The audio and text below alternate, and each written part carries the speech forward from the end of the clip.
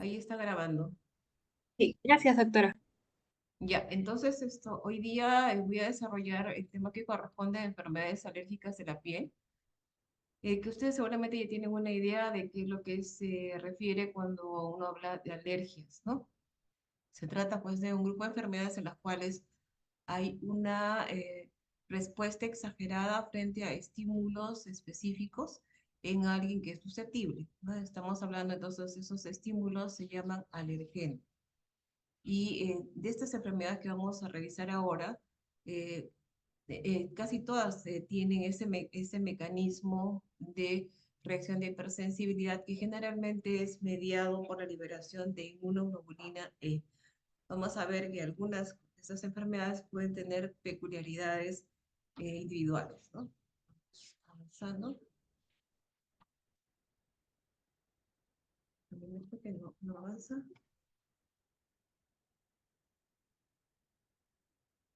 Esto es lo que voy a revisar ahora. Primero, dermatitis atópica, lo que corresponde a su definición, lo que es atopía, el diagnóstico diferencial, tratamiento. El otro tema que voy a tocar es la dermatitis de contacto alérgica y la dermatitis por fotocontacto, ¿no? Ese va a ser el sumario de la sesión de hoy día.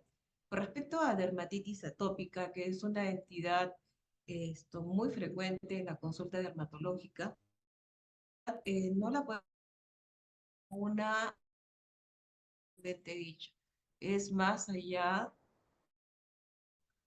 ¿no? Hay un componente alérgico, es que la tiene pues esta eh, visión de ser muy reactivos a diferentes alergenos, pero finalmente termina siendo un proceso inflamatorio complejo, como vamos a ver más adelante.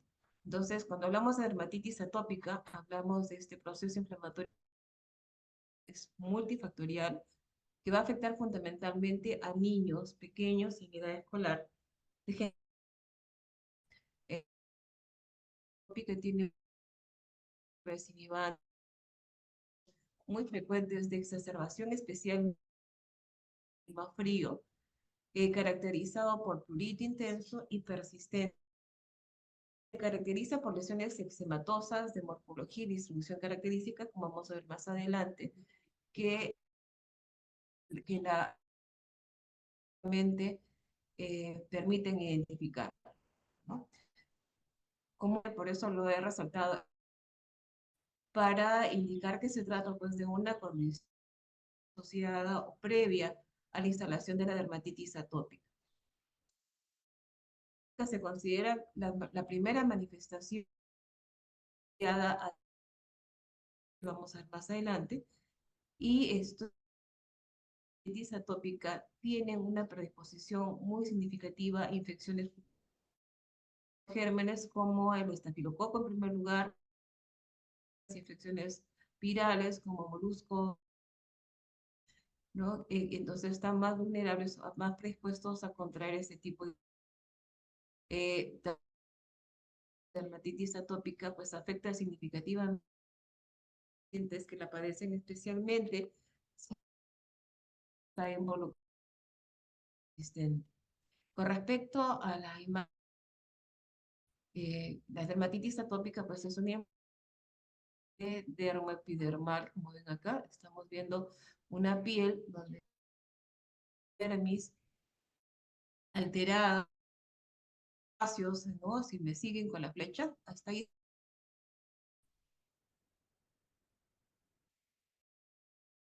Hola,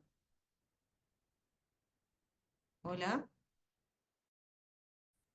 Sí, doctora, sí se ve su flecha.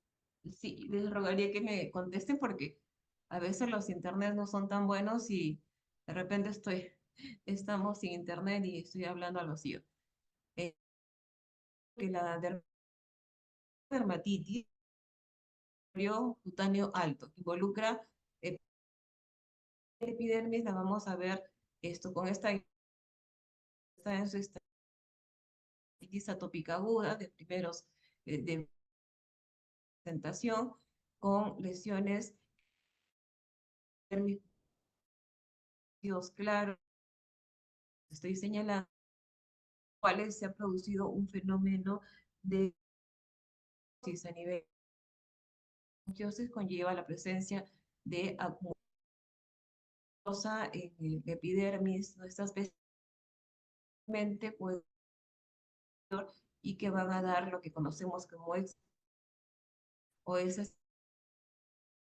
de este eczema agudo, ¿no? Infiltrado inflamatorio que es a nivel perivascular, superficial y media, ¿no? Especialmente alrededor de los tipo linfohistiocytario. Cuando este proceso Doctora, disculpe, sí, sí, ¿me sí, escucha? ¿te escucho? Sí, doctora, disculpe, lo que pasa es que está que se le entrecorta cada 5 o 6 palabras y se pone un mute y no se puede entender completo el mensaje. Ya, desde el internet. Voy a cambiar de internet, ¿no? Gracias, doctora.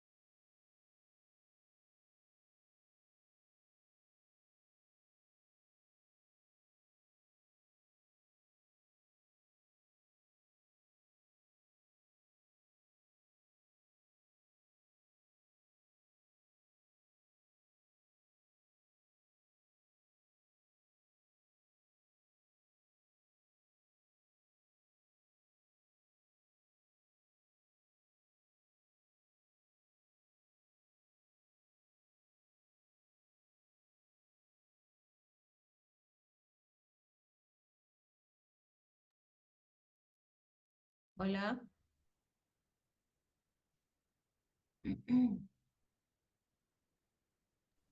Sí, doctora, sí se le escucha. Ya, espero que con este nuevo internet no haya problemas. Bueno, entonces esto hablaba de que ahí se está proyectando la imagen Sí, de la doctora, ahora sí ya está fluido. Disculpe, más bien, ¿podría sí, resumirlo brevemente lo que nos dijo en la imagen anterior? ya, Porque sí, sí se sí, entrecortaba.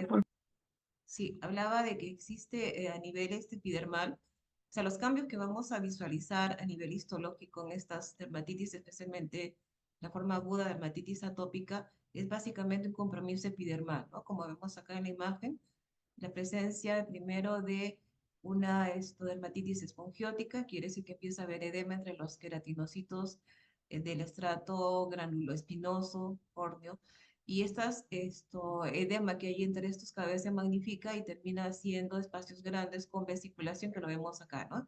Estos espacios claros, un contenido de seroso, debido a este edema epidermal, ¿no? Que está cada vez más intenso, ¿no? Debido a la intensidad de la dermatitis. Entonces vamos a encontrar dermatitis espongiótica, vesiculación, y estas vesículas que se abren al exterior, generando y visualizándose ya clínicamente el exudado que caracteriza a las dermatitis en general, a las dermatitis, no solamente este es clásico de dermatitis atópica, sino que también caracteriza a otras formas de dermatitis, ¿no? Y la dermis también va a estar afectada, pero en menor proporción, con este infiltrado a nivel perivascular de linfocitos e histocitos, ¿no? Cuando esto baja los signos inflamatorios, va disminuyendo la vesiculación, la dermatitis espongiótica y empieza a aparecer descamación, ¿no? Que vendría a ser un signo secundario de este proceso como cualquier otra dermatitis. Y cuando tenemos formas crónicas donde donde ha sido muy intenso el prurito y el rascado, la epidermis va a tener esta modificación. Va a ser una epidermis elongada, acantósica, eso se llama acantosis, ¿no? Con una dermatitis psoriasiforme, ¿no? Con estas proyecciones o clavos epidermales más profundos y más anchos, que es en respuesta básicamente al rascado y la fricción de la piel, ¿no? Que está sometida en estas áreas por el rascado, ¿no? También vamos a encontrar el infiltrado a nivel de la dermis, ¿no? Papilar y media, pero con esto restringido hasta esa zona, ¿no? Entonces, como vemos, el proceso es básicamente una inflamación de la dermis y de la epidermis nada más, ¿no? Para poder entender lo que es la dermatitis atópica en cabalidad, primero tenemos que entender qué cosa es atopía, ¿no? Entonces yo siempre cuando hago esta clase me refiero a este punto porque es importante identificar, ¿no? Cuáles son las condiciones, pues esto que llevan a que un paciente pueda hacer dermatitis atópica como tal. Entonces si hablamos y nos referimos a atopía, que seguramente ustedes ya conocen a esto, varios de ustedes ya lo conocen, es una condición hereditaria transmitida como rasgo autosómico dominante que conlleva a varios tipos de características en el atópico, ¿no? Especialmente las de tipo inmunitario, ¿no? Que predisponen a que estos pacientes sean muy hipersensibles o que desarrollen frecuentemente alergias y diferentes tipos de alergias, ¿no? Y estos pacientes se ha identificado básicamente 4 puntos en estas manifestaciones alérgicas, entre comillas, ¿no? En primer lugar, la rinitis alérgica, ¿no? Antiguamente llamada fiebre de Leno, el asma bronquial, que muchas veces debuta como hiperreactividad bronquial, ¿no? Los primeros 2 años de vida y después se convierte ya o se puede definir como asma bronquial, la dermatitis atópica y alergia alimentaria, ¿no? Entonces, todos estos aspectos, y los más saltantes son los 3 primeros, ¿no? Los más importantes, por eso es que se llama la tríada atópica, porque son los más resaltantes, ¿no? Entonces, la secuencia de aparición de estos eventos muchas veces se va dando de manera sucesiva, ¿no? Se llama marcha atópica. Entonces, estos pacientes que son atópicos por esta herencia que estamos mencionando, tienen también mayor predisposición a hacer otros cuadros alérgicos o reactivos como urticaria y la angioedema, ¿no? Y ellos tienen un fenotipo característico, vamos a ver más adelante estas características, y algo llamativo, nuevamente repito, es la cirrosis cutánea. Es un signo cardinal, incluso síntoma, que puede ser el inicio del prurito, ¿no? Ahora, esta transmisión de atopía es muy alta, ¿no? Esta transmisión se da en la descendencia. Si los padres son atópicos, la descendencia también va a ser atópica en un porcentaje bastante alto, ¿no? 50% si solo la madre es atópica, y si son los dos padres atópicos, el riesgo de que la descendencia lo sea es hasta el 80% de los casos, ¿no? Y en este esquema podemos ver cómo se van dando estas manifestaciones de la tríada atópica, ¿no? En primer lugar, lo que debuta es el eczema atópico o la dermatitis atópica en esta línea de color celeste, si me sigue, ¿no? Esta es la recta de la edad, ¿no? Y la incidencia. Entonces estamos viendo que entre los 0 y 5 años se están manifestando ya gran parte de estas manifestaciones atópicas, ¿no? En primer lugar, entonces, y lo más precoz, va a ser el eczema o la dermatitis atópica. En segundo lugar, la alergia alimentaria.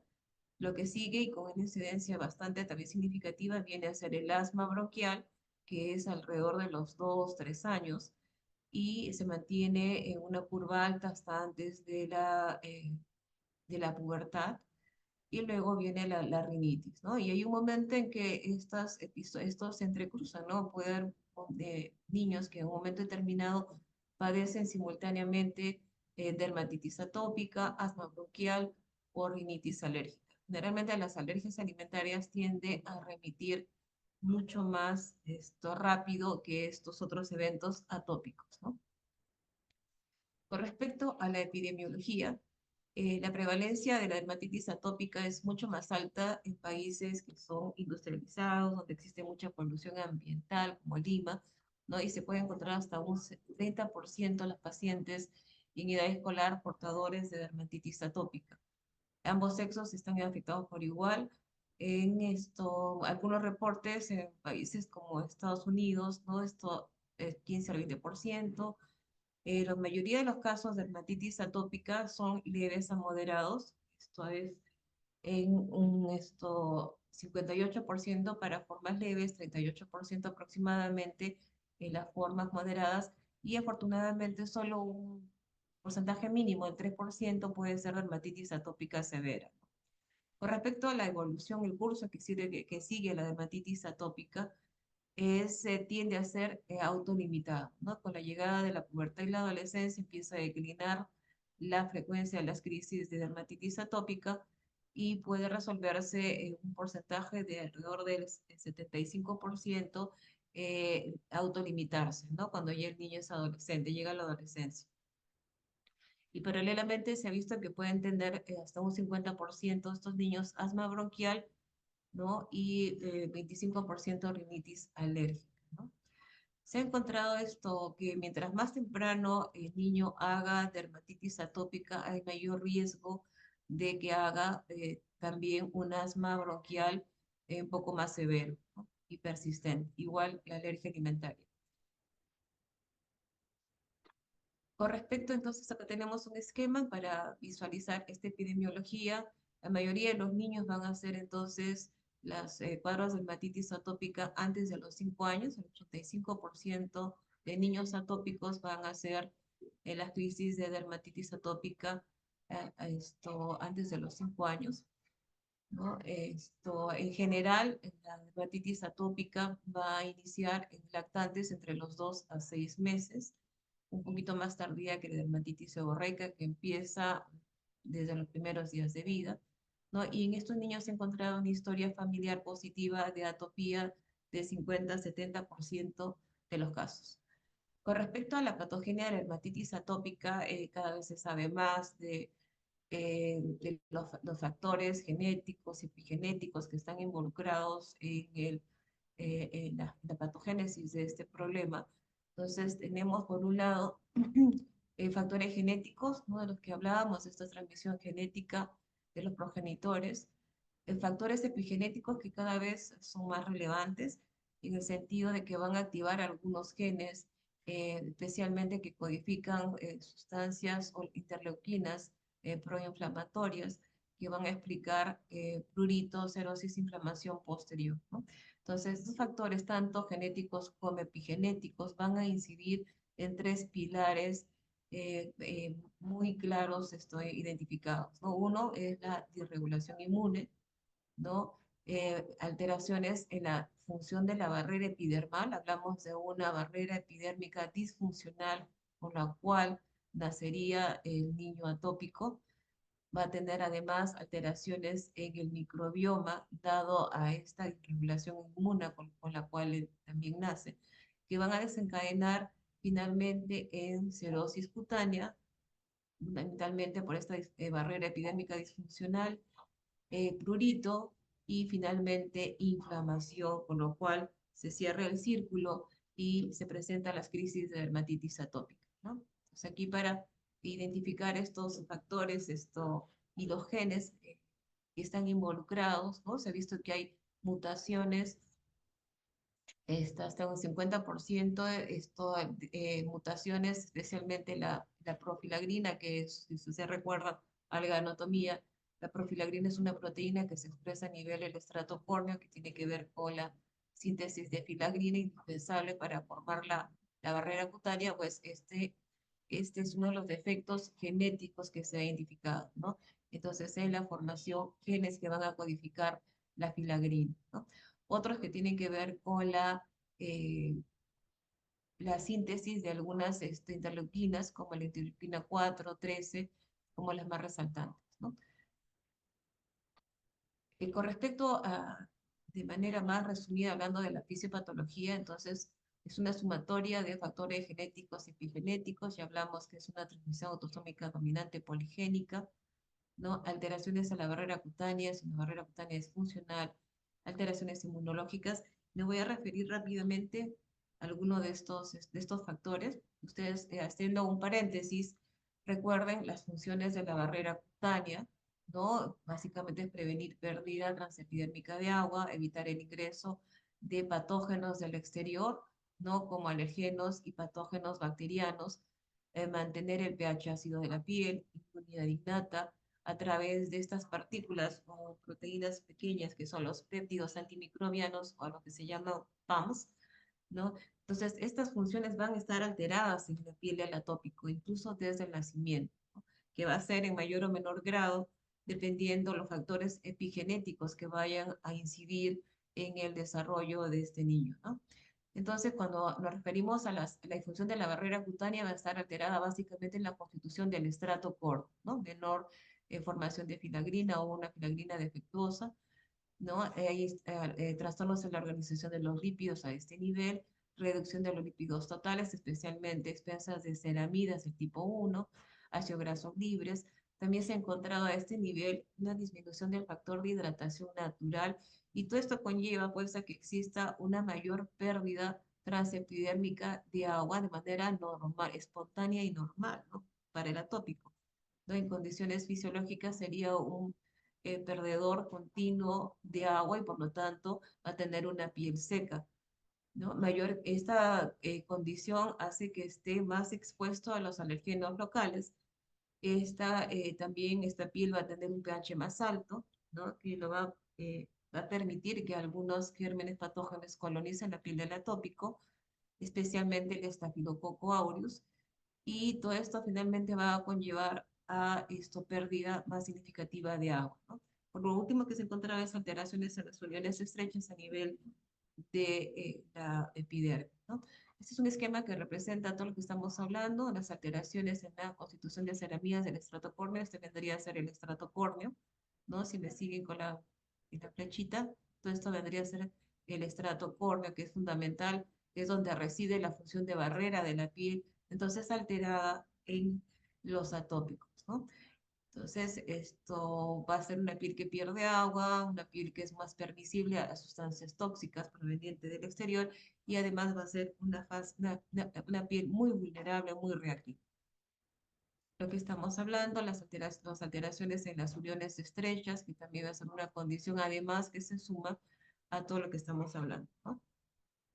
Este esquema es muy interesante para resumir todo lo que estamos hablando. Entonces, estos defectos inmunitarios que permiten esto que eh, algunos gérmenes como el Staphylococcus aureus vaya colonizando la piel del atópico, ¿no? Y aquí vemos en este esquema estas estructuras que corresponden al Staphylococcus aureus que va formando sus colonias protegidas con este biofilm que lo hace como resistente, entre comillas, a la evasión inmune. Pero desde ya empieza a producir algunas citoquinas, estimula la liberación de citoquinas que van a ser esto reconocidas y amplificadas por la célula de Langerhans, mastocitos, y viene el reclutamiento de células inflamatorias, terminando ser un proceso inflamatorio complejo. Entonces, para sintetizar, daño de barrera cutánea con adición de Staphylococcus aureus, pH esto más alto, más alcalino, que permite también la adhesión del Staphylococcus aureus, una respuesta inmunológica alterada, ¿no? Entonces se ha visto en conclusión que cuando la piel del atópico normalmente puede estar colonizada ya por Staphylococcus aureus y cuando hay un eczema activo, una dermatitis activa, esta piel puede estar colonizada hasta en 100% por Staphylococcus aureus, ¿no? Las alteraciones inmunológicas, hay alteración inmune tanto innata como adaptativa, no hay disregulación entre subpoblaciones de linfocitos, ¿no? Que permiten o que dan esto posteriormente la liberación de estas interleuquinas, especialmente la 4, 13, 31, que van a explicar luego la aparición de prurito, ¿no? Y este es un esquema bonito para explicar qué pasa, por qué los atópicos son más susceptibles a infecciones bacterianas como virales. Y es justamente por las deficiencias inmunes de tipo innata también, ¿no? Alteración innata inmune en la piel del atópico que se realiza a expensas de estos receptores que se conocen, los receptores de reconocimiento de patrones que reconocen diferentes virus y bacterias que estarían entonces también alterados o suprimidos, ¿no? Por algunas citoquinas en estos atópicos, ¿no? Y también los péptidos antimicrobianos, que son estas estructuras que igualmente estarían de alguna manera bloqueados, lo cual no permitiría que la piel pueda efectuar esta función de barrera de defensa frente a la agresión de gérmenes patógenos, ¿no? Pero es lo mismo. Con respecto al proceso inflamatorio que ya se genera en la piel, esto es una cascada pues, de un proceso inflamatorio en el que participan casi todas las células, ¿no? Que tenemos en la piel, desde los queratinocitos, sebocitos, los mastocitos también van a estar involucrados en este proceso inflamatorio, con liberación en cantidades significativas de histamina, ¿no? Producción anormal de los péptidos antimicrobianos, ¿no? La polarización de las células de Langerhans que van a activar estos linfocitos TH2. Bueno, no quiero marearlos muchos, pero esto ya se convierte en algo bastante complejo como lo que vemos acá, ¿no? Entonces, aquí he puesto en círculo las células más importantes dentro de este proceso inflamatorio que vienen a ser los linfocitos TH2, ¿no? Que son los que van a liberar interleuquinas como 31, 13, 5, van a hacer mayor reclutamiento de otros linfocitos y se magnifica de esa manera el proceso inflamatorio, ¿no?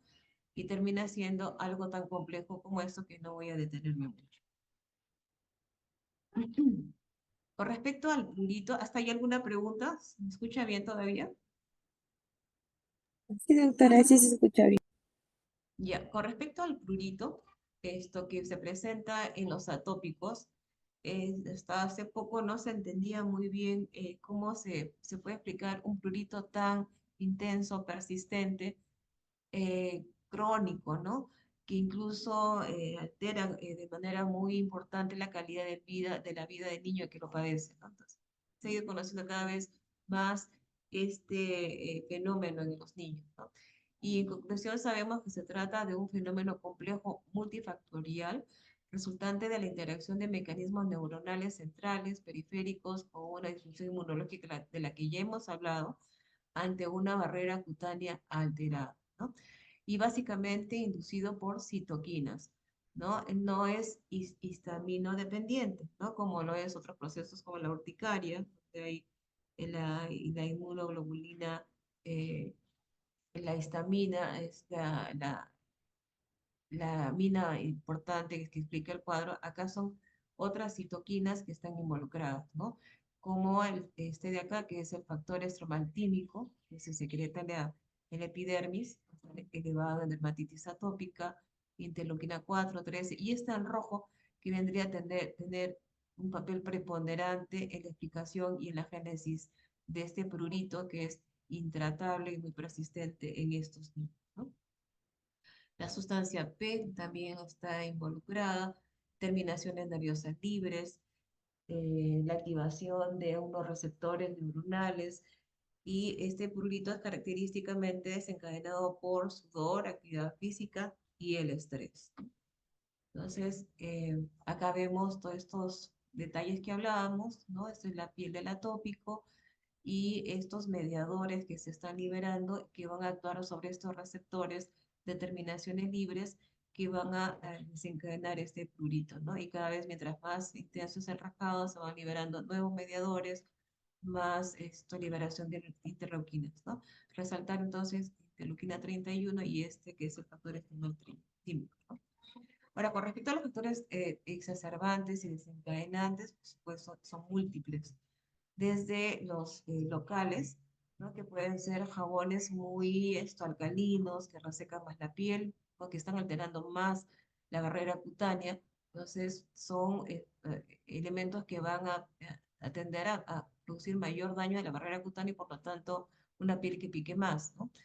Cosméticos, fibras sintéticas, típicamente son niños que no toleran la lana, que los materiales sintéticos que producen mucho calor, mucha polución, les genera mucho prurito, sudor y prurito. Entonces, todas estas son condiciones locales que pueden desencadenar el prurito y la crisis de dermatitis atópica. La cerosis dérmica es una condición muchas veces que ya precede la instalación de la dermatitis atópica, la sudoración. Hablamos que son niños que generalmente tienen prurito con la sudoración, estrés emocional, y dentro de los alergenos reconocidos básicamente son los aeroalergenos más que los alimentarios, ¿no? Y dentro de estos aeroalergenos, que no solamente van a desencadenar dermatitis atópica, también desencadenan rinitis alérgica y asma bronquial. Uno muy notorio es el Dermatofagoides teronissimus, que es un ácaro que se encuentra en el ambiente, especialmente en ciudades donde hay mucha polución, ciudades muy húmedas como Lima. Entonces, en épocas de invierno, donde está en mayor cantidad, puede actuar como, y generalmente se ha visto que desencadena crisis de estos episodios de atopía, especialmente dermatitis atópica. Otros factores que pueden desencadenar son el pelo de los animales, humos intensos o olores muy fuertes, ¿no? El humo del cigarrillo, los polvos de camas y almohadas, el polvo casero común, sprays, ¿no? Olores de los sprays ambientales, ¿no? El polen, de los climas fríos, ¿no? Cuando está más frío el clima, más seco, puede inducir mayor cantidad de crisis de dermatitis atópica, resfríos y el deporte, especialmente la actividad física intensa, ¿no? Y esta es una lista de todos estos factores o alergenos que pueden desencadenar entonces las crisis de dermatitis atópica, ¿no? Con respecto a los criterios diagnósticos de dermatitis atópica, esta es una lista de criterios que se esbozó desde 1980 por Hanifin y Rafka, que todavía nos sirve de gran utilidad porque nos enlista todas estas manifestaciones que puede tener la piel del atópico. Entonces ellos consideraban el diagnóstico de dermatitis atópica teniendo en cuenta por lo menos 3 criterios mayores de los que están en esta lista y 3 de los menores, ¿no? Entonces, mayores, prurito, y hemos hablado de las características de este prurito, la historia familiar de atopía, dermatitis crónica, dermatitis o eczema crónico, ¿no? Lesiones con morfología y características para la edad, y dentro de los criterios menores, serosis cutánea, la ictiosis hiperionerida palmar, reactividad de IgE. Esta es una eh, característica constante, especialmente cuando hay una dermatitis atópica ya esto evidente, dermatitis crónica de pie y mano, dermatitis de fezón, y como ven la lista es bastante larga, voy a revisar algunos de los más importantes. Entonces, este es, por ejemplo, un niño con características fenotípicas clásicas de atopía, lo que hemos llamado una facies atópica, ¿no? Debido a las características de estas ojeras, ¿no? Este pliegue en los párpados, una piel medio pálida y seca, como se puede ver acá, ¿no? Un niño con atópico con esta fase es bastante característica. Otro hallazgo que se puede ver en estos niños atópicos es la presencia de estas máculas y manchas hipocrómicas en una piel seca, como ven acá, una piel que está seca, un poco descamativa, donde aparecen máculas hipocrómicas más o menos redondeadas, de bordes irregulares en áreas de fotoexposición, es la característica. Generalmente las lesiones no pican, muchas veces son confundidas como con lesiones micóticas, ¿no? Como hongos, que en realidad no tiene nada que ver con micosis facial, ¿no? Entonces, la característica es que son máculas hipocrómicas, algo descamativas, en áreas de fotoexposición, y muchas veces desaparecen espontáneamente cuando el niño deja de exponerse al sol, ¿no? Algunas veces pueden inflamarse un poco y pueden ser un poquito eritematosas, u otras veces pueden ser mucho más severas, como en este caso. Otro signo que vamos a ver en el atópico es el signo de Denny-Morgan, que es este pliegue en el párpado inferior, ¿no? Doble pliegue, o el signo de Ortogue con la pérdida distal de las cejas, no es muy frecuente, más frecuente es este signo, ¿no? La presencia de eczema, ¿no? Y este eczema muchas veces es localizado en las mamas, se llama eczema atópico del pezón, especialmente en niñas, púberes, adolescentes o mujeres jóvenes es la población más afectada, ¿no? Más que los varones son las mujercitas. Entonces, vamos a encontrar las lesiones características de un eczema agudo, inflamatorio, como vemos acá, pápulas vesículas pequeñas que tienden a formar placas en estadio agudo y semanas después ya pasan a un estadio subagudo con descamación, un poco de hiperpigmentación e incluso puede haber liquenificación. Otro hallazgo constante y bastante frecuente es la queratosis pilar, ¿no? Y se trata de una característica de la piel de los atópicos que se evidencia en la cara externa de los brazos, ¿no? Hombros, en la cara externa de los brazos, como pápulas pequeñas que son de tipo folicular, discretamente eritematosa y ásperas, ¿no? Cuando pasamos la mano en estas áreas, se nota el relieve de estas pápulas, un poquito incluso ásperas, como mencionaba, ¿no? Y se trata de pápulas foliculares que son asintomáticas. Es decir, y a los pacientes que padecen, tienen este tipo de piel, les explicamos, porque frecuentemente es motivo de consulta, de que es una característica propia de su piel y que lo van a tener toda la vida, ¿no? Esta es una condición que no mejora con los años, que es persistente con los años hasta la edad adulta. Estos son otros casos de queratosis pilar, a veces puede ser muy severa, con compromiso incluso facial en cara laterales de la cara y en el tórax, como en este caso. Otra manifestación de atopía es lo que llamamos la eczematide folicular. Y se trata de unas lesiones también foliculares, pero más localizadas, ya no tanto en miembros superiores ni el tronco, sino más bien más distal, ¿no? Que puede estar, se presenta como unas pápulas pequeñas, ásperas, con el aspecto de piel de gallina, ¿no? Como se puede ver en esta foto, si me siguen. Acá en esta otra también se insinúa, pero aquí está bastante notoria esta eczematis folicular, que es el estadio previo que se desencadene ya una dermatitis atópica como tal. Acá en esta foto vemos lo mismo. Es muy frecuente verlo en niños lactantes, ¿no? Especialmente en la espalda. Ustedes van a palpar en la espaldita como una piel muy áspera, muy irregular, a expensas de este tipo de pápulas foliculares. Eczematis folicular en el muslo, ¿no? Y aquí ya tenemos algunas costras porque ya esto empieza a picar, el paciente se rasca y desencadena, empieza a desencadenarse el proceso inflamatorio. Podemos tener también esto como característica de la piel del atópico, ictiosis, ¿no? Cutánea, que se hace más evidente en las extremidades, especialmente extremidades inferiores, y la piel puede lucir como una piel carcosa, ¿no?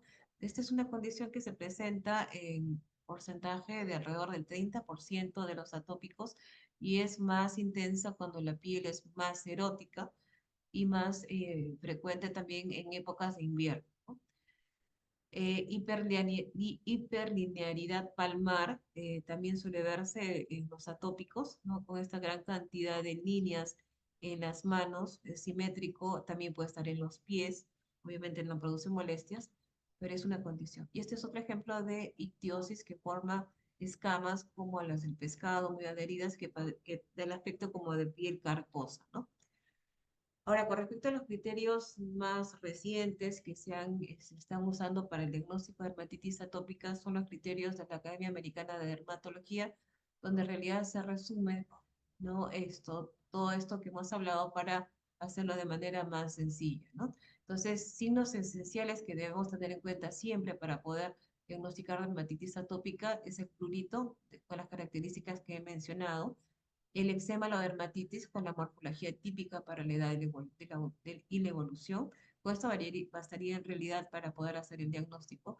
Signos importantes que se ven en la mayoría de los pacientes: el inicio de edad temprana, atopía, ya sea como antecedente personal o familiar, reactividad a IgE, la mayoría de los atópicos, especialmente si están ya en crisis de atopía, ya sea rinitis, asma o dermatitis atópica, van a tener alta la IgE sobre 200 unidades internacionales. Cerosis. Podemos encontrar algunos signos asociados que pueden sugerir el diagnóstico de dermatitis atópica, pero que son inespecíficos. La queratosis pilar, la de respuesta vascular atípica, al estimular la piel del atópico se blanquea en lugar de ponerse eritematosa o formar dermografismo, es característico del atópico. ¿Hasta ahí alguna pregunta?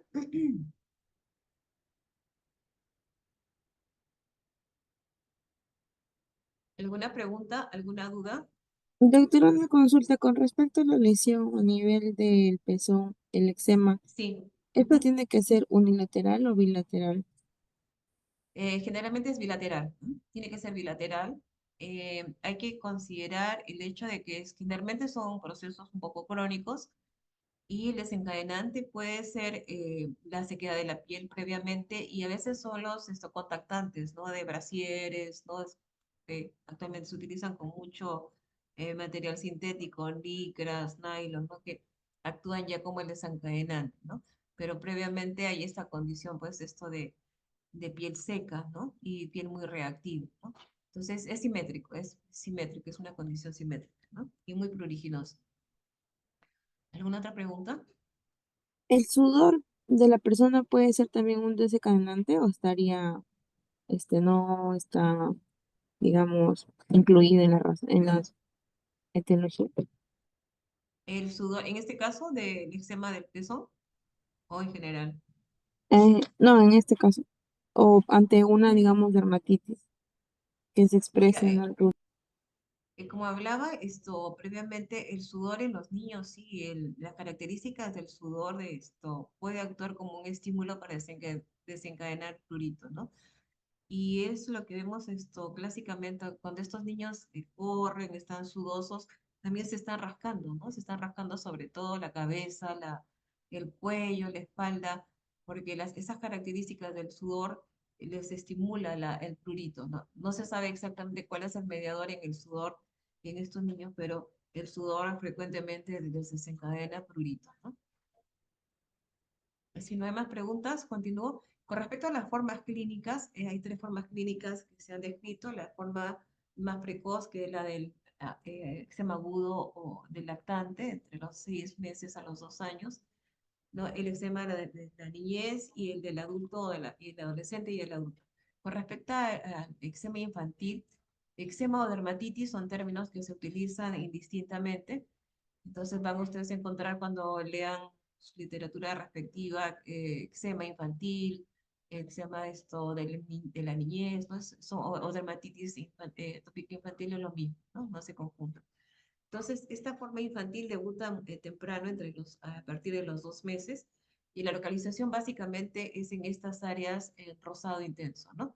Las mejillas, la región de la cara anterior del cuello, las áreas extensoras de las extremidades, ¿no? Superiores e inferiores, y en menor proporción el resto del cuerpo, pero básicamente entonces compromiso facial, como vemos acá. Entonces, lesiones eczematosas, simétricas, en mejillas. Las mejillas son los puntos de origen, de inicio de la dermatitis atópica infantil. Muchas veces empieza con un discreto eritema que se va haciendo cada vez más intenso. El niño aún no sabe rascarse, pero sin embargo el proceso inflamatorio ya está cabalgando, ¿no? Hasta formar placas eczematosas, descamativas, exudativas, como vemos acá. Es un niño que no se está tocando, no se rasca, pero sin embargo el proceso inflamatorio está hiperagudo en estas condiciones con gran secreción como lo vemos acá. Entonces, puntos claves: localización facial simétrica, respeta los orificios eh, periorificial, o sea, respeta las áreas periorificiales, está respetado, ¿no? El cuero cabelludo también puede estar comprometido. Y aquí miren, a nivel del pliegue del pabellón auricular hay una fisura que es muy constante, se llama la fisura infraauricular, que tiende también a estar eritematosa y la piel se agrieta, se hace una fisura lineal, ¿no? Es un signo bastante constante y está dentro de los criterios de diagnóstico menores de dermatitis atópica infantil. Casos más severos, con compromiso más extenso y frecuentemente se sobreinfecta, ¿no? Entonces, debido a que la barrera está totalmente alterada, está fisurada, puerta de entrada fácil a gérmenes como el estreptococo y el estafilococo, ¿no? En niños de color podemos tener estos cambios similares, pero ya no vamos a encontrar obviamente el eritema característico, pero sí los cambios de descamación, una piel caliente. Aquí vemos en el tórax este eczemático puntillado, de este eczemático folicular que es bastante característico de estos estadios, ¿no? Con respecto al eczema del niño más grande, el eczema de la niñez, niños de más de 5 o 7 años, las lesiones tienden a dejar la cara y a localizarse más bien hacia pliegues, como vemos acá, pliegues anticubitales, pliegues popliteos, en las manos, el pliegue anterior del cuello, pero también en los pies, ¿no? En las plantas de los pies, en las manos en menor proporción. Aquí vemos, por ejemplo, el eczema del pezón del que hablábamos hace unos minutos, ¿no? De manera simétrica. Y hay algunos cuadros característicos como el eczema disidrótico, la dermatosis plantar juvenil, esto lo vamos a ver un poquito más adelante, ¿no? Las lesiones numulares, entonces esto lo hace ya el niño más grande. Entonces, estos son los eczemas que se ven en esta edad, en este estadio, en este grupo etario. Las placas eczematosas en regiones estopopliteas, ¿no? Con básicamente liquenificación. A diferencia de la forma anterior, acá las lesiones tienden a ser más hacia la liquenificación porque el niño se rasca continuamente, identifica fácilmente dónde le pica y está rascándose continuamente la piel. Por lo tanto, la piel va a sufrir estos cambios de liquenificación, ¿no? También podemos ver esto, compromiso de párpados, labios, especialmente las comisuras labiales. Estos son niños que hacen blefaroconjuntivitis atópica, ¿no? Párpados, conjuntiva, rinitis alérgica a la vez, keilitis, como en este caso, keilitis angular, ¿no? Y el compromiso también conjuntival, ¿no? Son niños que están rascándose los ojos, la nariz y alguna vez en la boca. Luego vemos la forma del adulto con lesiones también hacia pliegues, ¿no? Compromiso en las palmas, lesiones también con tendencia a ser muy liquenificadas, compromiso de cara anterior de cuello, las manos, ¿no? La cara en menor proporción, ¿no? El cuello también es una zona frecuente donde se compromete en el adulto, pero con mayor tendencia a lesiones liquenificadas, ¿no? Entonces tenemos nuevamente en el eczema atópico del pezón, que es frecuente de las jovencitas, de las niñas, ¿no? Con las características que hemos hablado, simétrico, de prurito es muy intenso y es muy común la sobreinfección. Muchas veces vienen pacientes con este problema con un eczema tremendamente sobreinfectado, ¿no? Por el rascado y la invasión bacteriana, ¿no? Entonces, para precisar las características, ¿no? Y las imágenes histológicas respectivas, ¿no? De estas formas de dermatitis atópica, ¿no? Entonces, acá esto, para resumir, ¿no? Toda esta clínica en la que estamos hablando, en infantes, compromiso facial, ¿no? Simétrico de las mejillas, el área del pañal también puede estar comprometida, pero más en la zona de la cara, niños mayores, en las regiones popliteas, ¿no? Los pliegues anticupritales, el adulto, las áreas que hemos mencionado, ¿no? Bueno, hay una manera de identificar la severidad o de poder determinar el grado de severidad, se llama el índice SCORA, ¿no? Que lo puede considerar en leve, moderado y severo, grave, mayor de 50%, una puntuación mayor de 50. Cada área de la superficie corporal tiene un índice, entonces se va haciendo la sumatoria de todas estas áreas comprometidas y se puede determinar el grado de severidad de estas formas de dermatitis atópica, ¿no? ¿Hasta ahí alguna pregunta?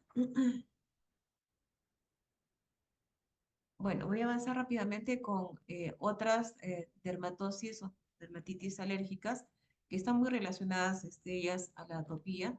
Una de ellas es el líquen simple crónico. No es patognomónico de atopía, pero se ve muy relacionada a atopía.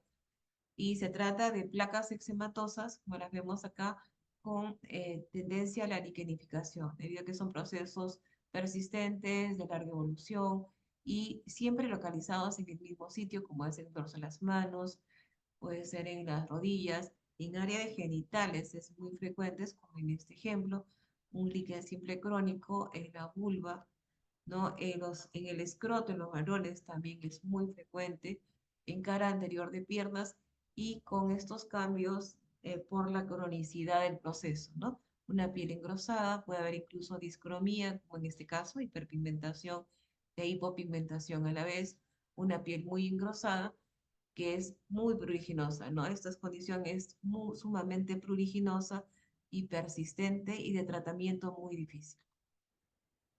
Dermatosis palmoplantar juvenil, que suele verse en eh, eh, adolescentes y púberes, con lesiones eritematosas, descamativas y pruriginosas en planta de pies, ¿no? Cuando vean estos casos, no sospechen que se trate de hongos, sino más bien de un proceso de este tipo, ¿no? De una dermatitis palmoplantar juvenil probablemente relacionada a atopía, ¿no? Otro ejemplo de esta condición y en lo que va a aparecer luego de la descamación puede haber fisuras y sobreinfección bacteriana, ¿no? Eczema anular, las placas eczematosas son redondeadas, más o menos delimitadas, placas de 5 a 6 centímetros de diámetro, múltiples en extremidades, en el tronco. Estas son placas eczematosas. Este es otro paciente con estas placas eczematosas un poquito hiperpigmentadas. Se llama eczema nubular y la mayoría de ellos son atópicos, ¿no? Entonces no es propiamente una dermatitis atópica por la forma de presentación difusa, pero generalmente son pacientes atópicos, ¿no?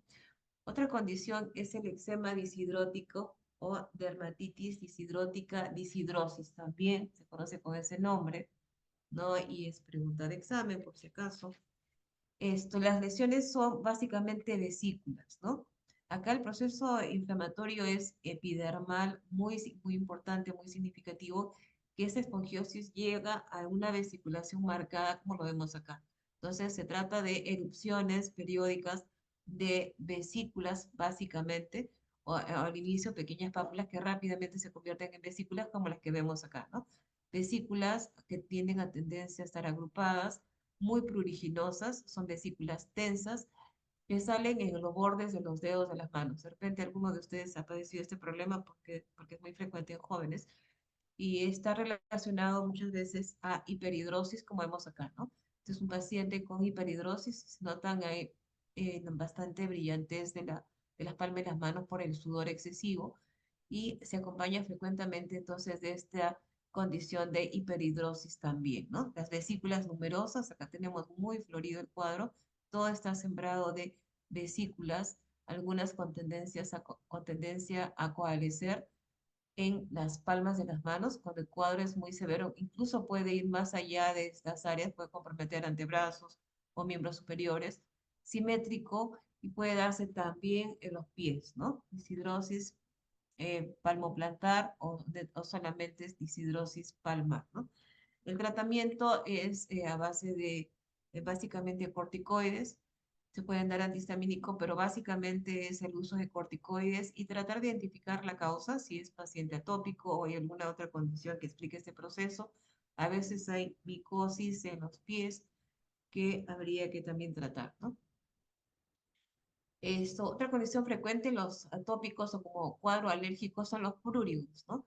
Este tipo de cuadro se trata de la erupción de lesiones vesiculosas, disculpen la foto, el niño se movió al tomarle la foto, y son unas lesiones vesiculosas, tensas, con una base media ronchoide, muy pruriginosas, que dejan cicatrices hipocrómicas o discrómicas en extremidades, ¿no? La localización es básicamente en miembros inferiores y está en gran relación a picadura y mordedura de insectos, como mosquitos, zancudos, garrapatas, ¿no? Que genera una gran reacción de hipersensibilidad en el niño, ya sea por la saliva de los dos insectos, que al alcanzar la superficie cutánea genera este cuadro muy reactivo, ¿no? Esa es una alergia bastante severa, bastante notoria, que puede ser recidivante dependiendo de la exposición que tengan estos niños a estos insectos, ¿no? En este sentido, relacionado a esto, tenemos el prurigo nodular, que son unas lesiones que más se presentan ya en adultos, con pápulas y nódulos muy pruriginosos, a veces son incluso queratóxicos, que son de difícil tratamiento, ¿no? La localización es generalmente en extremidades y también desencadenado por reacciones a picaduras de insectos. A veces hay condiciones de gran ansiedad, personalidades con disturbios significativos de personalidad, de pacientes con estos problemas que continuamente están rascándose la piel ante mínimos estímulos, empiezan a rascarse y puede llegar a estas condiciones de este tipo de prurigo, ¿no? Prurigo nodular, ¿no? Otra paciente con esta condición, ¿no? Lesiones papulonodulares muy pruriginosas que llegan a costrificación, a veces a cicatrices permanentes, ¿no? También otra condición de atopía, también otra forma de prurigo mucho más simple. El diagnóstico diferencial con respecto a la dermatitis atópica es la dermatitis seborreica, acarosis, ¿no? Que son realmente cuadros totalmente diferentes, que en su etiología y en su origen son muy diferentes. Dermatitis seborreica, ¿no? Es una condición que se ve en lactantes muy pequeños, de pocos días de vida. Lesiones eritematosas también es un cuadro inflamatorio, pero de localización más en cuero cabelludo y hacia pliegues, como vemos acá. Dermatitis seborreica en cuero cabelludo y hacia la región de pliegues, como el área del pañal, pliegues inguinales, región umbilical, cara anterior del cuello, axila, siempre examinar todas estas áreas para poder determinar dermatitis seborreica. En el adulto, dermatitis seborreica con áreas seborreicas, ¿no? De cuero cabelludo, región retroauricular, las regiones ciliares, regiones paranasales, y lo característico es el eritema y la descamación amarillenta, grasienta. Formas severas de dermatitis seborreica, como en este paciente, que da aspecto de tiña, nuevamente no es muy frecuente.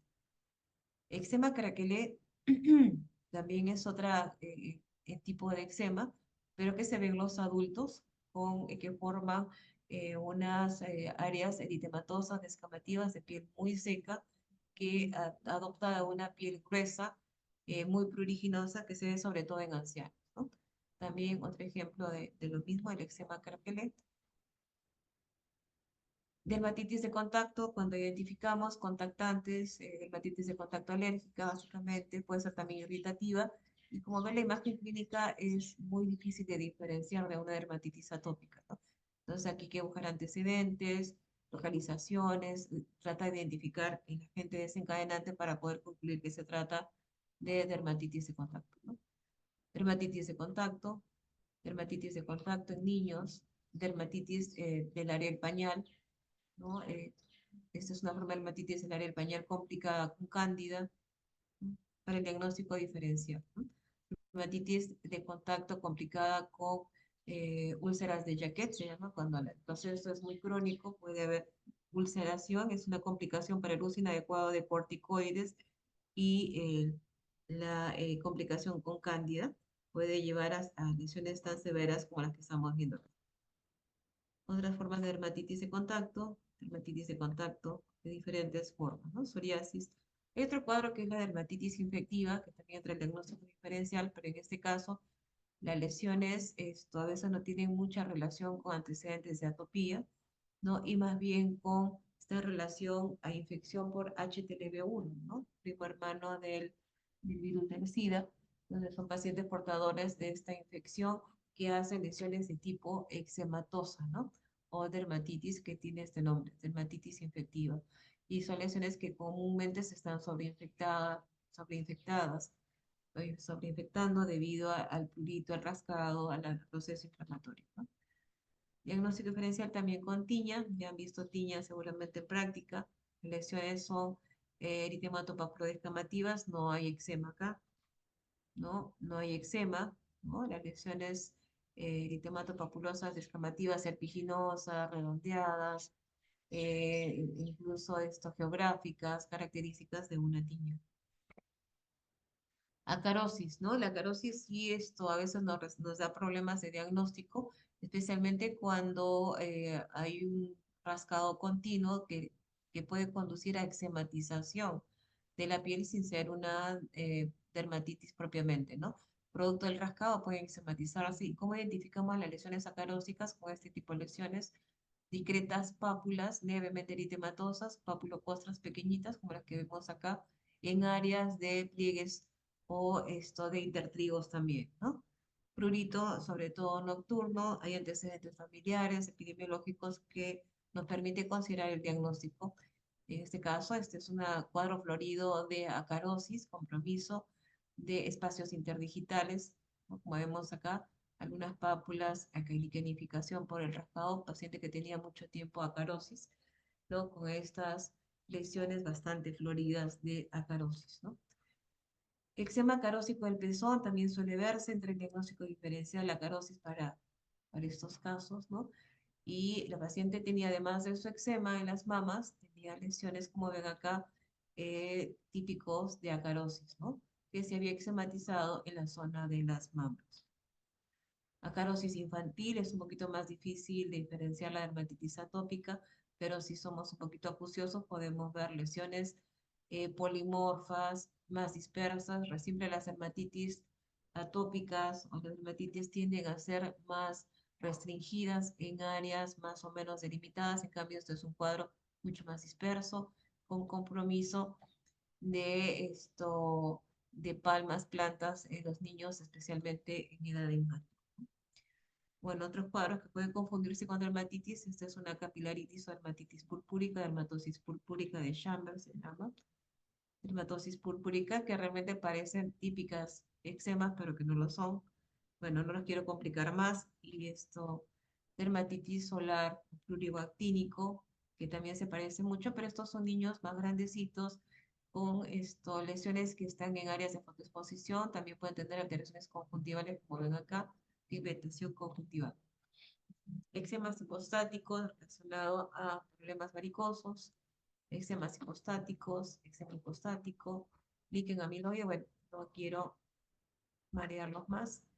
Y dermatosis facticias, ¿no? Y dermatosis que por autoagresión, por manipulación constante de la piel, pueden llevar a lesiones que realmente inflamen la piel, pero por desórdenes de tipo compulsivo, ¿no?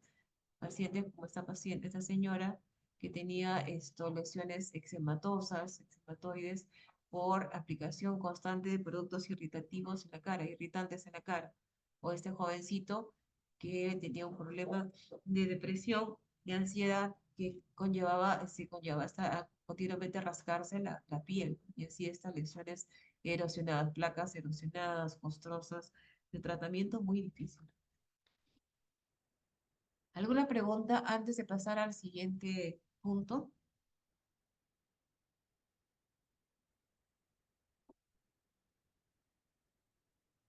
Todo ¿Alguna claro, doctora. pregunta? Ya, entonces, rapidito termino con lo que falta y el tratamiento. Con respecto a la dermatitis de contacto alérgica, que era otro de los temas que debería revisar, esta corresponde a una reacción de hipersensibilidad de tipo 4, ¿no? Aquí es necesario que exista una sensibilización previa para que los linfocitos T se sensibilicen, ¿no? O sea, un contacto inicial ante un segundo contacto, ya sensibilizada la piel, desencadena la reacción. La imagen clínica es idéntica a cualquier forma de dermatitis, por eso es que se puede confundir con una dermatitis atópica. Y una característica de esta condición es que la alergia o la reactividad a la dermatitis puede verse también fuera del punto de contacto con el alergeno. En este caso, el elemento agresor desencadenante se llama alergeno, ¿no?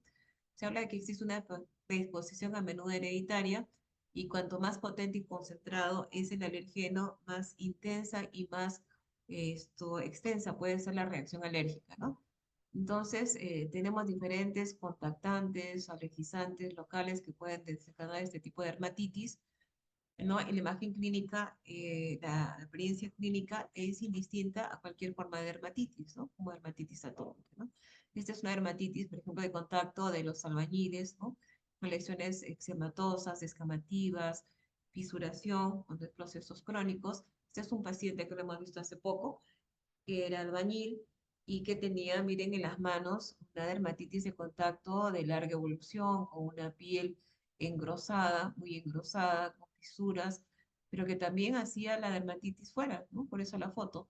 Lesiones a distancia, en las rodillas, en el abdomen, ¿no? Y una dermatitis de contacto por cemento.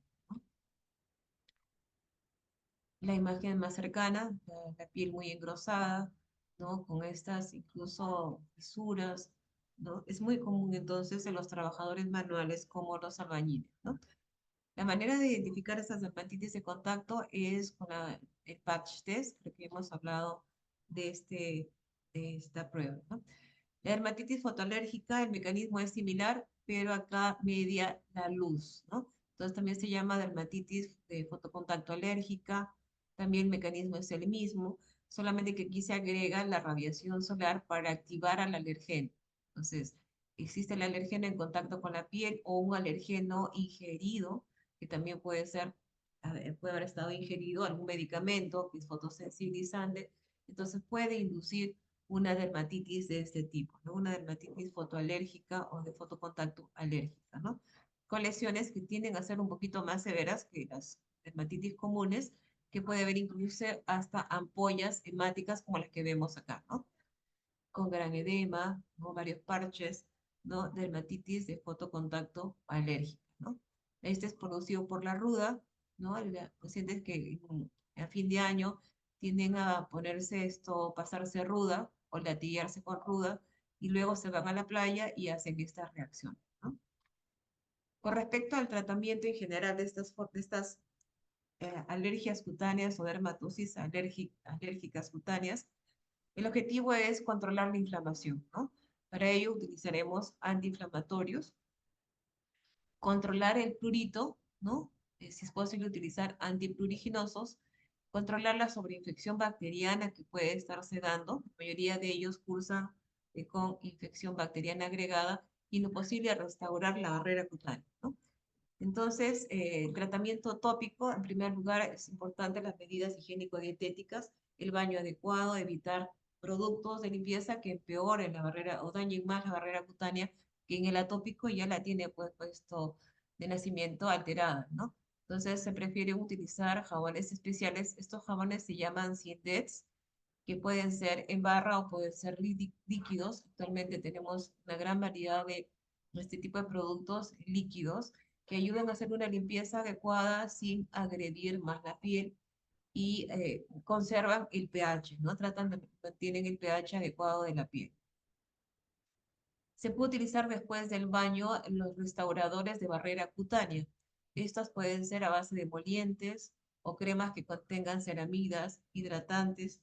Algunos tienen incluso antiinflamatorios dentro de su composición, como la nicolchalcona o el xilitol, que ayudan también a controlar el prurito. Entonces son de gran utilidad cuando se utilizan especialmente como parte del cuidado de la piel y después del baño, ¿no?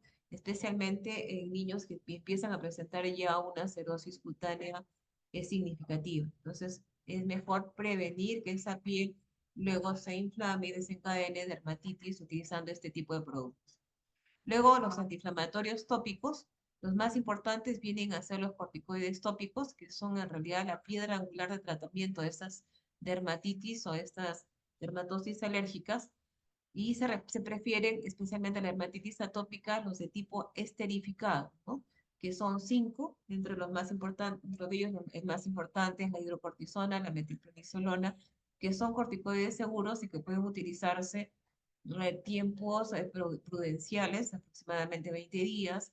Se puede hacer otro ciclo de tratamiento después de unos días, y la facilidad y la ventaja es que no vamos a tener efectos colaterales lamentables, ¿no? Tenemos como alternativa los inhibidores de la calcineurina, como el tacrolimus y el pimecrolimus. En nuestro medio tenemos tacrolimus, ¿no? En ungüentos. Entonces eso nos permite alternar con el corticoide que hemos usado previamente para hacer ahorro de corticoides, y esto con eso podemos controlar mejor estas formas de dermatitis, ¿no? Corticoides de mayor potencia como el clobetasol, la triamcinolona, mometasona, se pueden utilizar en dermatitis que están más lejos de la cara, en manos, en pies, en piernas. Entonces podemos utilizar esto en cremas o en ungüentos incluso en estas localizaciones, ¿no? Y lo último que se está utilizando es esta molécula que se llama crisaborole, que es un compuesto saborol, con capacidad de inhibir la respuesta inflamatoria, ¿no? De alguna manera controla la liberación de algunas prostaglandinas e interleuquinas que permite esto controlar de manera significativa el prurito, ¿no? Emolientes, entonces, se utilizan con esta función de restaurar esta cirrosis cutánea y bajar el prurito.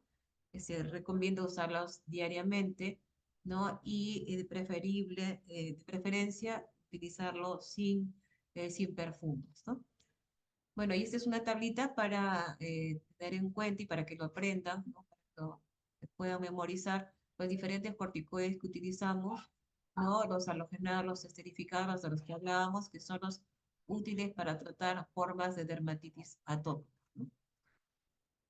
Con respecto al tratamiento sistémico, cuando hemos tenido fallas con este tratamiento tópico, tenemos como alternativa el tratamiento sistémico, que puede ser realizado con luz ultravioleta, ya sea en lámparas o en cámaras, ¿no? Especiales donde el paciente ingresa para poder ser irradiado y hacer sus sesiones de 2 a 3 veces por semana para controlar el proceso, ¿no? Corticoides orales se utilizan solamente en casos restringidos cuando tenemos formas muy severas de dermatitis atópica, ¿no? Los antihistamínicos, como ven, tienen un uso limitado porque no pues, tiene mucho sentido darlo cuando en la fisiopatología no tenemos una acción importante de histamina, ¿no? Nos pueden servir más que todo por el efecto sedante como la hidroxicina, la clofenamina, ¿no? O los de segunda generación. Y vamos avanzando, si no tenemos respuesta adecuada, podemos utilizar inmunosupresores como el azathioprina, el metotrexato, el mofetil-micofenolato. Y finalmente llegamos a los biológicos, ¿no? Dentro de los que son los más recientes de uso en el Perú, como el dupilumab, ¿no? Y aquí tenemos este tipo de medicamentos y cómo actúan, ¿no? Yo creo que finalmente las conclusiones de todos estos temas, especialmente dermatitis atópica, tener en cuenta que es un proceso inflamatorio cutáneo crónico y complejo que va más allá de una alergia, con un espectro clínico variado como hemos visto. Idealmente hay que prevenir la instalación de esta forma de atopía para evitar riesgo de que se desencadenen formas más graves de otras condiciones atópicas. El diagnóstico es eminentemente clínico. El tratamiento requiere un abordaje múltiple, centrado en control de la inflamación, como hemos hablado, control de prurito, restitución de la función de la barrera cutánea, ¿no? Y la idea, lo fundamental es controlar la enfermedad y mejorar la calidad de vida de los pacientes afectados, ¿no? Bueno, con eso esto termino. Si tienen alguna pregunta, no sé que finalmente cuántos se pudieron conectar. ¿Alguna pregunta, Doctora, chicos? disculpe, si por favor Sí, podría compartirme su PPT por WhatsApp para poder mandárselo a la promi y poder repasar el tema. ya, sí, ya, perfecto. ¿Me mandas un WhatsApp para identificarte Sí, con él? doctora, ahorita le escribo para que me lo pueda mandar ahorita Ya, mejor para no ya, estar molestándola ya, después. ya, Ya, gracias, perfecto. doctora. Ya, ya, listo. Entonces me despido. Muchas gracias por la atención. Chao, Gracias, chicos. doctora. Gracias. Muchas gracias, doctora. Buenas tardes. Ya. Mario, ¿te llamaba? Mario, ¿qué pasó? ¿Y por eso me llamabas? Ay. Ahí en el primer cajón, esto, Sebastián.